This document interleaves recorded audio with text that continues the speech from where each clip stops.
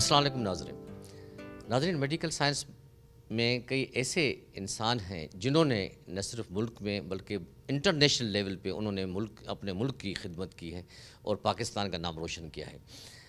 کچھ نام ایسے ہیں جو ہمیشہ یاد رکھے جاتے ہیں، جن میں آج ہم ان میں سے ایک نام ہے پروفیسر ڈاکٹر جاوید اکرم صاحب کا۔ پروفیسر ڈاکٹر جاوید اکرم صاحب ہمارے ہر دل عزیز پروفیسر ہیں اور اب آج کل وہ وائس چانسلر ہیں لاہور میڈیکل یونیورسٹی کے حوالے سے، اور ان کا ایک نام ہے میڈیکل کی دنیا میں۔ انہوں نے اپنی تعلیم کہاں سے شروع کی اور کیسے انہوں نے ڈاکٹری کب حاصل کی، ڈگری کب حاصل کی، باہر ان کے کیسے دورے رہے، آج ان کی شخصیت تاکہ عوام کو پتہ چلے، لوگوں کو پتہ چلے کہ ہمارے جو یہ انمول ہیرے ہیں وہ اپنے ملک کی کیسی خدمت کر رہے ہیں، کس طرح ہمارے ملک کے عوام کے لیے اپنے آپ کو جوکھوں میں ڈال کے محنت کر کے ان تک ریسرچ کر کے ان تک باتیں پہنچاتے ہیں۔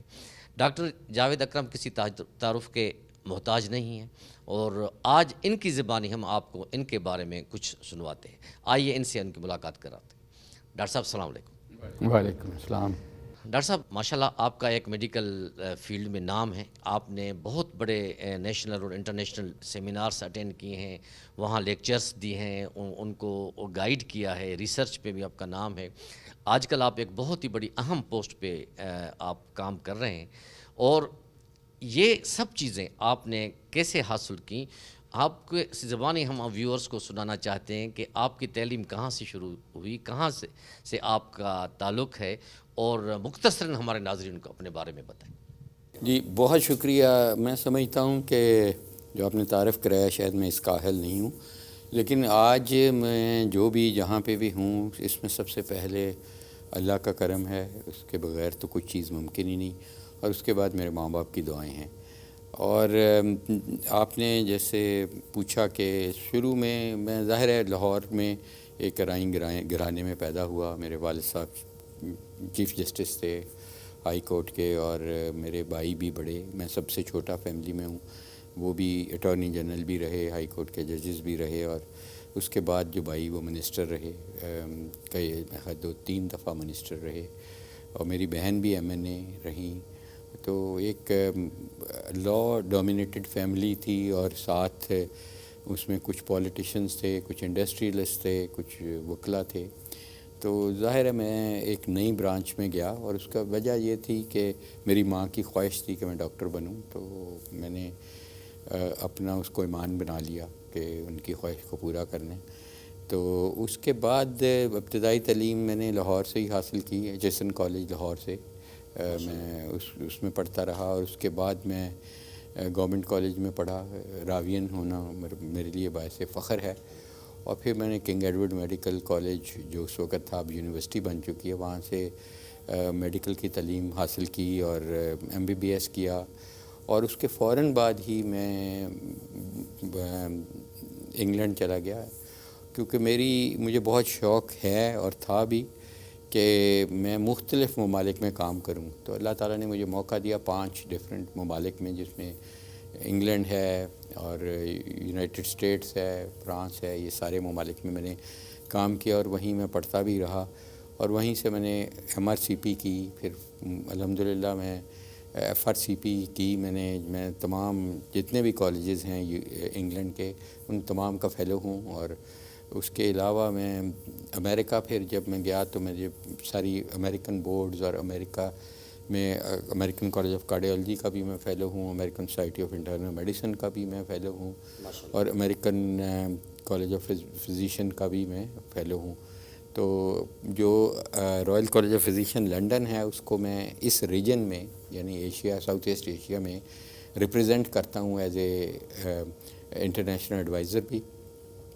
تو اس کے بعد جب ظاہر ہے میں جب وہاں صرف تعلیم حاصل کرنے گیا تھا، میں وہاں سیٹل ہونے نہیں تھا گیا، تو میرے بہت بچے بھی وہیں پیدا ہوئے، لیکن اس سے بعد کیونکہ میرا مقصد ہی یہ تھا کہ اپنے ماں باپ کے میں واپس آؤں اور اپنی ماں کی خواہش پوری کروں۔ ان کی یہی خواہش تھی کہ میرا بیٹا ہی میرا علاج کرے، ان کو شوگر آتی تھی، تو وہی میں نے کیا۔ اللہ نے مجھے موقع دیا اور میں نے واپس آ گیا، اور یہیں پہ میں شروع پہ اپنے ہی الما میٹر کنگ ایڈورڈ میں ہی اسسٹنٹ پروفیسر لگا، اور اس کے بعد پروفیسر ڈین بنا، پھر میں علامہ اقبال میڈیکل کالج کا پرنسپل بنا، جو کہ پاکستان کا سب سے بڑا اور بہترین میڈیکل کالج ہے، اور ادھر میں نے 5 سال اس کا پرنسپل رہا، چیف ایگزیکٹو رہا جناح ہاسپٹل کا۔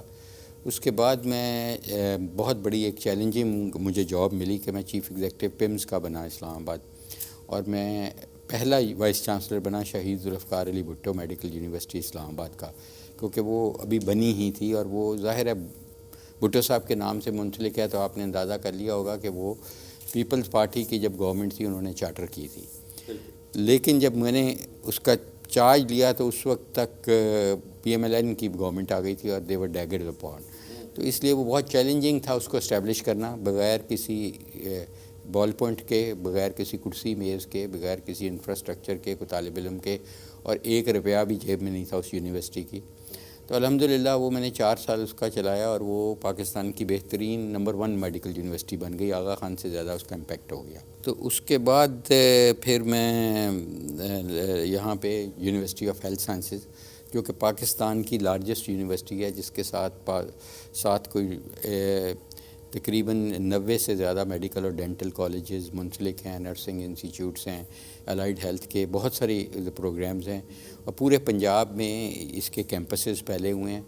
لیکن جب میں نے جوائن کیا تو ظاہر ہے یہ بڑی اچھی ایک یونیورسٹی تھی، جو پہچانی جاتی تھی امتحانوں کی وجہ سے، افیلیشن کی وجہ سے، کیونکہ پنجاب میں ہو ہی کچھ نہیں سکتا، قانون ایسا ہے کہ اس کے ساتھ ہی منسلک ہونا پڑتا ہے۔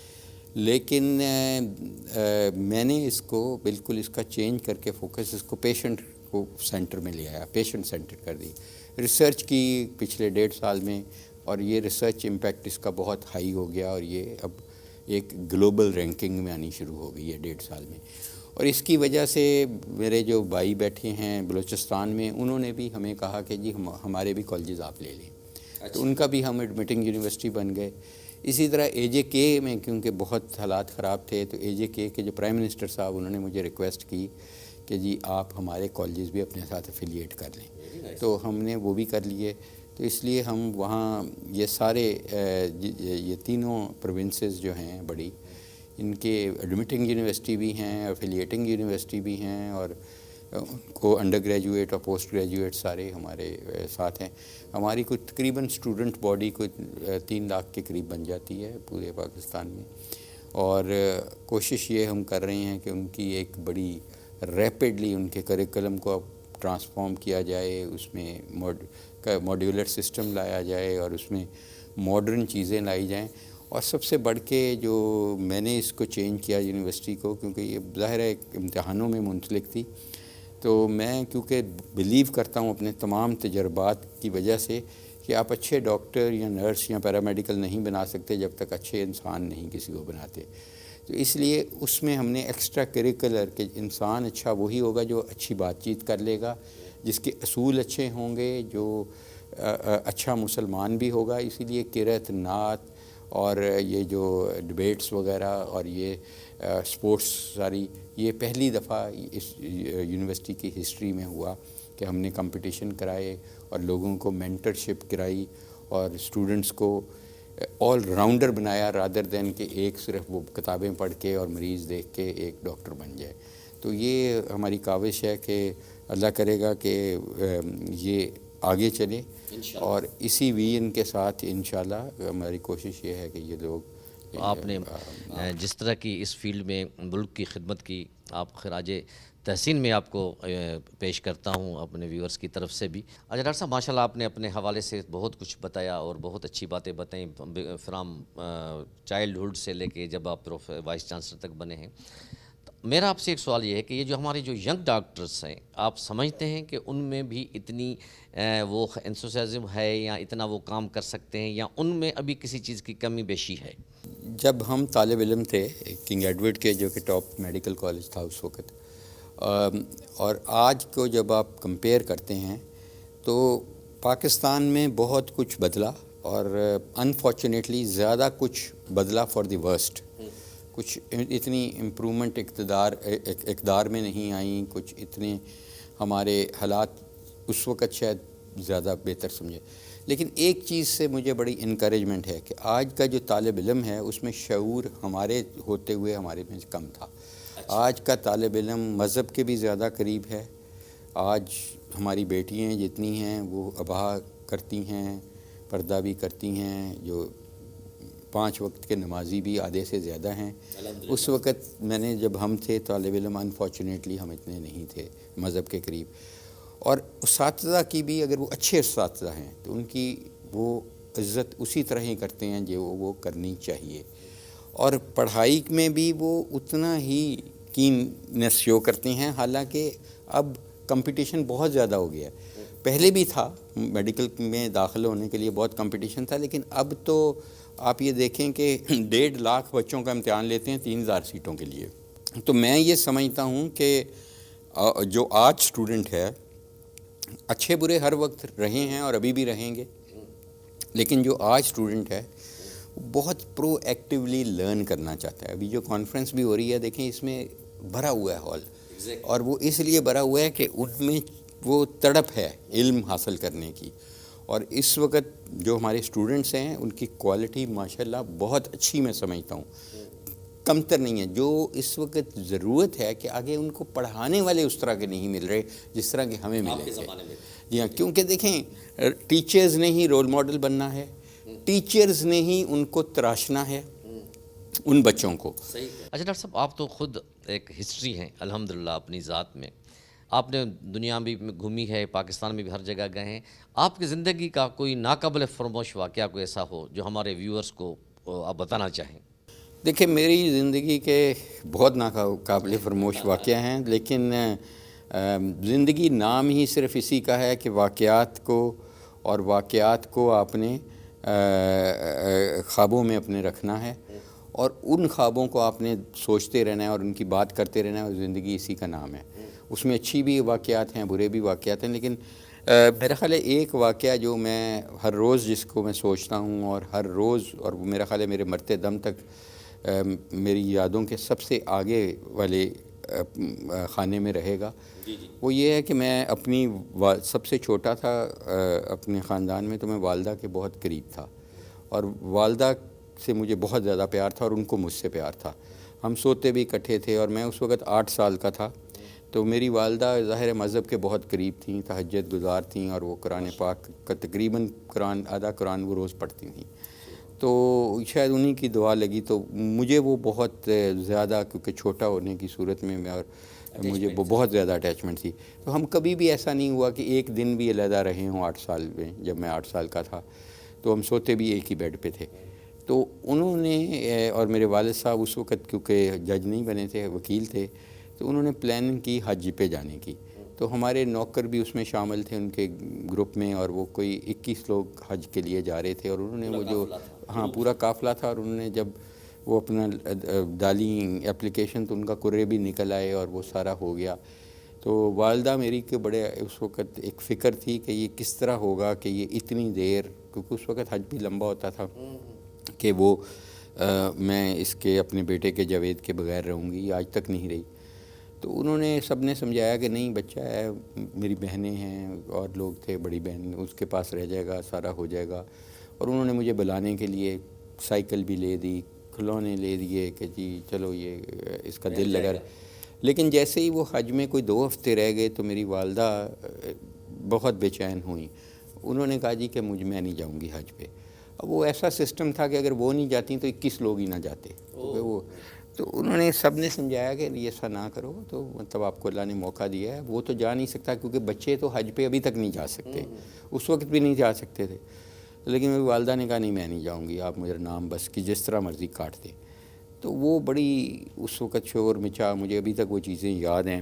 تو میری والدہ نے کہا کہ جی میں یہ نہیں جائے گا تو میں نہیں جاؤں گی. یہ فیصلہ میرے والد صاحب سمجھا رہے تھے کہ بھی لوگ اتنے 21 لوگ جا رہے ہیں ساروں کا. تو میری والدہ نے کہا کہ نہیں. وہ پھر روتی نہیں کہ جی میں نے نہیں جانا. تو ہم اکٹھے سو رہے تھے, تو مجھے یاد ہے کہ تہجد کے وقت انہوں نے سب کو اٹھا دیا, اور انہوں نے کہا کہ جی سب شور مچ گیا. انہوں نے کہا جی کہ اس طرح ہیں کہ ہم سب حج پہ جا رہے ہیں اور جاوید بھی ہمارے ساتھ جا رہا ہے. تو میرے والد صاحب نے کہا جی دیکھو, نہ اس کا پاسپورٹ ہے, نہ اس کا ویزا ہے, نہ اس کا کرے میں نام ہے, نہ کوئی جا ہی نہیں سکتا, اٹس امپاسبل. 2 ہفتے رہ گئے ہیں. تو یہ بچے ویسے ہی نہیں جا سکتے. سعودی عربیہ نے ابھی تک بچوں کے لیے بین لگایا ہوا ہے, عمرہ کر سکتے ہیں بچے. انہوں نے کہا جی مجھے ابھی میں تہجد کے لیے جب اٹھی ہوں تو مجھے خواب میں آواز آئی ہے کہ عائشہ تم فکر نہیں کرو. ان کا نام عائشہ تھا, کہ عائشہ فکر نہیں کرو, جاوید ہمارے پاس ضرور آئے گا. تو اس نے کہا یہ حضور صلی اللہ علیہ وسلم کی آواز تھی. اور میں اس کو یہ خوش قسمتی سمجھتا ہوں کہ یہ سچ تھا, اور یہ سچ میرے لیے اتنے بڑے اعزاز کی بات ہے کہ اس نبی خاتم کہ ان کے زبان پہ میرا نام آیا. تو انہوں نے کہا جی مجھے انہوں نے کہہ دیا یہ آئے گا اور یہ آئے گا, اب آپ اٹھیں, آپ کوشش کریں. اس نے کہا جی میں کیا کوشش کروں. انہوں نے کہا جی آپ حاجی کیمپ چلے جائیں. اچھا اس وقت حاجی کیمپ کراچی میں تھا, تو میرے والد صاحب کو انہوں نے زبردستی کہا کہ جی صبح ہی آپ جائیں حاجی کیمپ. تو وہ کوئی 10-11 بجے فلائٹ جاتی تھی. انہوں نے کہا جی میں چلا جاتا ہوں, میری فوٹویں لے جائیں جی, یہ کر لیں وہ کر لیں. انہوں نے کہا جی نہ پاسپورٹ ہے نہ کوئی. انہوں نے کہا جی آپ چلے جائیں. تو والد صاحب نے کہا جی کہ میں چلا تو جاتا ہوں لیکن میں کروں گا کیا. انہوں نے کہا جی بس چلے جائیں. تو انہوں نے سوچا کہ میں جاتا ہوں اور اگلے دن واپس آ جاؤں گا, آ کے کہہ دوں گا نہیں ہوا. تو انہوں نے کہا جی اگر نہیں ہوتا نا تو پھر میں چلی جاؤں گی. وہ جب جہاز میں بیٹھے تو ان کے ساتھ کوئی آدمی بیٹھا. انہوں نے کہا جی ملک اکرم صاحب آپ نے مجھے پہچانا ہے, میرا نام عبداللہ ہے. انہوں نے کہا جی میں نے نہیں پہچانا. انہوں نے کہا میں فلانے کا بیٹا ہوں, اور اب ہمارا گھر پہ قبضہ ہوا تھا اور بہت مسائل تھے اور ہمارے پاس پیسے بھی نہیں تھے آپ کی فیس دینے کے لیے. آپ نے وہ کیس لڑ کے کرایا. تو انہوں نے کہا اچھا. تو انہوں نے کہا جی اب آپ کہاں جا رہے ہیں. انہوں نے ان سے پوچھا کہ جی آپ کہاں جا رہے ہیں کراچی میں. اس نے کہا جی مجھے نا حج مینیجر لگا دیا گیا ہے. میں سعودی عربیہ میں ایمبیسی میں کام کرتا تھا, مجھے بلایا گیا لاہور, اور حج مینیجر تو میں حج مینیجر. تو انہوں نے کہا جی میں آپ ہی کے دفتر جا رہا ہوں, یہ معاملہ ہے. تو انہوں نے کہا جی میں کیا اس میں کر سکوں گا, آپ آ جائیں صبح چائے پئیں میرے سے, میں بتا دوں گا, میں لکھ بھی دوں گا کہ یہ نہیں بچہ جا سکتا. تو انہوں نے کہا جی ٹھیک ہے. اگلے دن میرے والد صاحب گئے اس کے دفتر. تو ظاہر ہے اس نے چائے لیا, تو وہ اس نے کہا کہ میں تو آپ کا انتظار کر رہا تھا, یہ دیکھیں مجھے ایک فیکس آئی ہے سعودی عربیہ سے. اور وہ سعودی عربیہ کے کنگ کی طرف سے آئی تھی, کہ سعودی عربیہ کے کنگ فیصل نے اس وقت یہ ایک اپنا اناؤنس کی اور اس کو امپلیمنٹ کیا کہ ایک بچہ دنیا کے ہر مسلم ملک سے اور ایک سب سے بوڑھے حاجی کو وہ اس کے شاہی مہمان ہوں گے. تو اس نے کہا جی مجھے نہیں پتہ یہ کیسے آئی ہے, اب مجھے نہیں پتہ کہ میں کسی سے نہیں پوچھوں گا, میں آپ کے بیٹے کا نام بھیج رہا ہوں. تو ایک جو سب سے بوڑھا ہوگا اس کا بھی نام بھیج دوں گا, تو آپ بتائیں. تو وہ پھر میں گیا, اور میں گیا ہی نہیں کہ یہ شاہی مہمان بھی تھا ظاہر ہے, اور میں اللہ تعالیٰ کے گھر کے اندر بھی گیا, اور اندر کا مجھے سین وہ کبھی بھی زندگی میں نہیں بھول سکتا. کہ باہر اتنا رش تھا اس حج پہ, اتنا رش تھا, چھوٹی سی سیڑھی تھی. اندر جب میں گیا تو اتنا سکون تھا کہ میری زندگی میں اس سے بڑا سکون کا, اور لکڑی کے وہ پلرز تھے, اور اوپر ایک سیڑھی جا رہی تھی, اور وہ ماربل کا, وہ میں بھول نہیں سکتا وہ خوشبو, اور ادھر نفل پڑے.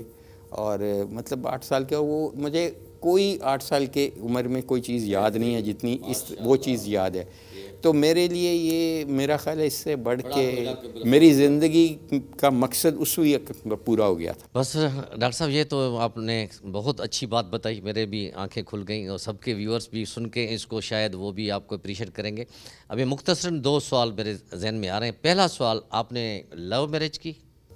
جی ہاں, لو میرج کی, لیکن میری کلاس فیلو ہیں میری اہلیہ, وہ بھی ڈاکٹر ہیں, وہ بھی کنگ ایڈورڈ سے وہ گریجویٹ ہیں, اور وہ نیوٹریشنسٹ ہیں الحمدللہ. اور ہماری ظاہر کلاس فیلو تھے, لیکن اور ہماری شادی بہت جلدی ہو گئی. ابھی ہم ڈاکٹر نہیں بنے تھے, جب ہم ڈاکٹر بنے تو ہماری پہلی بیٹی ہو چکی تھی. تو اس لیے ہمارے جو بچے ہیں میرے, وہ ہمارے دوست بھی ہیں. آپ نے ماشاءاللہ دنیا میں کہ تقریباً کئی ممالک میں نیشنل انٹرنیشنل کانفرنس میں شرکت کی ہوگی, پاکستان میں بھی کی ہوگی. آج آپ خود ایک میزبان ہیں. آج اتنی بڑی کانفرنس جو ہے لاہور میں ہو رہی ہے PISM کی طرف سے, اور جو آپ اس میں پورے دنیا کے اور کئی ممالک کے ڈاکٹرز پروفیسرز آئے ہیں, اس کانفرنس کی اہمیت اور افادیت کو ذرا مختصراً ہمارے ناظرین. دیکھیں اسد بھائی, سب سے پہلے میں آپ کو بتاؤں کہ میرا چیلنج زندگی میں یہ رہا ہے کہ میں نے چیزیں شروع کی ہیں, میں نے فالو نہیں کی. شروع کرنا سب سے مشکل کام ہوتا ہے. پہلا صدر کسی سوسائٹی کا جو کہ آج تک نہیں وجود میں آئی, اس کی وجود میں آنا اور اس کو بنانا, اللہ کے بعد آپ کو امپاور اللہ نے کرنا ہے. تو یہ میں پہلا وائس چانسلر تھا شہید ذوالفقار علی بھٹو میڈیکل یونیورسٹی کا. میں بہت چیزیں میں نے پہلی کی, تو یہ اس لیے بہت بڑا چیلنج تھا. اور یہ جو Pakistan society of internal medicine ہے, آج اللہ نے ہمیں موقع دیا کہ ہم وہ کانفرنس کر پائے جو کہ 30 سال پرانی سوسائٹیز ہیں وہ بھی نہیں کر سکتی. تو یہ ابھی ہم چند ماہ پرانے ہیں, ابھی ہمیں سال بھی نہیں ہوا. تو انشاءاللہ اس کی وجہ یہ ہے کہ سب کو ساتھ لے کے چلنا ہے. سب کو سب میں نے کبھی ہمیشہ یہ کہتا ہوں کہ میری ڈکشنری میں پرسنلی کوئی اچھا اور برا انسان نہیں ہے. سب ہم انسان ہیں, کسی میں کوئی اچھائی ہے, کسی میں کوئی برائی ہے, تو ہمارے میں مکس ہے. تو ہمیں لوگوں کی اچھائیاں دیکھنی چاہیے اور برائیوں کو اگنور کر. صرف ایک فرد ایک چیز پرفیکٹ ہے اور وہ اللہ تعالیٰ ہے. ہم سب امپرفیکٹ. اس لیے ہمیں ایک دوسرے کو ابزارب کرنا ہے. اور جب آپ کی لیڈرشپ میں یہ کوالٹی ہوگی, تو دوسرا یہ میری ٹیم کو کریڈٹ جاتا ہے, مجھے نہیں جاتا کانفرنس کا. میرا کام اتنا تھا جو میں نے وی این اس آرگنائزیشن کے لیے Pakistan society of internal medicine کے لیے کیری کی, وہ میں نے وی این میک شور کیا کہ میری ٹیم کی وی این بن جائے اور اسی ٹائم فریم میں بن جائے. اور وہ الحمدللہ انہوں نے اپنایا. اور یہ جب میری خواہش اور میری وی این ان کی وی این بن گئی تو میرے لیے آسانی پیدا ہو گئی. اور جب میں نئی چیز شروع کرتا ہوں, سب سے پہلے میرا کام یہ ہوتا ہے, ٹیم کے بغیر ہو کچھ نہیں سکتا. اپنی وی این ان کی وی این بنا دیتا ہوں, وہ اپنا لیتے ہیں. جب وی این شروع پہ وہ جب بھی میں کہتا ہوں ان کو, کیونکہ میں ایسی چیز کہتا ہوں جو ممکنات میں ان کے نہیں آتی, کہتے ہیں سر یہ امپاسبل ہے. جب یہ بھی میں نے کہا سر سوچ ہی نہ سکیں, کہاں ہوا ہے ایسا کہ 1 سال بعد آپ اتنے بڑے ہوٹل میں اتنے بڑے خرچے پہ اتنے کروڑوں روپے کی کانفرنس. میں نے کہا یار ہو جائے گا. ڈاکٹر صاحب تھینک یو ویری مچ کہ آپ نے ہمیں ٹائم دیا اور آپ نے اتنی بڑی باتیں بتائیں.